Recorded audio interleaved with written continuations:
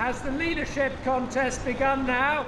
A question they expected, but not today, not on the eve of an election campaign. But Conservative ministers did have to face it, thanks to what their boss had said. The third term is not something I'm contemplating.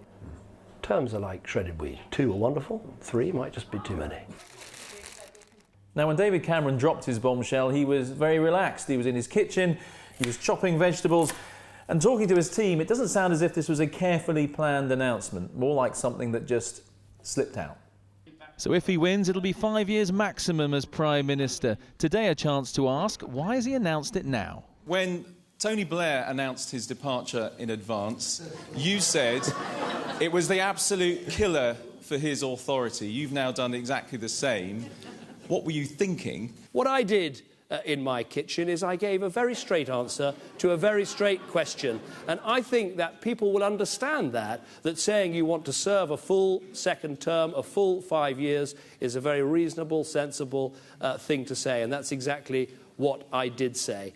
Among those David Cameron named as possible successors, Boris Johnson. So what does he think of the news? Because it's going to be now a big distraction. No, I don't think it's nonsense. I think that's a load of absolute cobblers. I think what the Prime Minister had to say was totally right. It was self-evident, and I think it was actually rather candid and humble of him. What he's saying is he doesn't want to go on and on and on like Tony Blair or Margaret Thatcher. Damien McBride worked for Gordon Brown when Tony Blair announced he would quit. He says what's happened will not help the Conservative campaign. I think it throws them off course.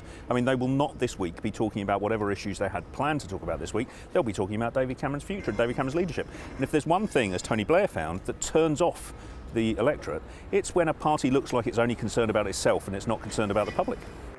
He still has to win the election, and he may not have helped his chances by talking about the day he heads for the exit.